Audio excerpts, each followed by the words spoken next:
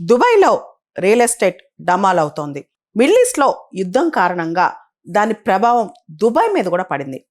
In fact చెప్పాలంటే ఇప్పటి వరకు దుబాయ్ని అందరూ భూతల స్వర్గంగా భావించేవాళ్ళు, సేఫెస్ట్ ఇన్వెస్ట్మెంట్ ఆప్షన్ అనుకునేవాళ్ళు, అసలు దుబాయ్ని ఎవరూ టచ్ చేయలేరు అనుకునేవాళ్ళు.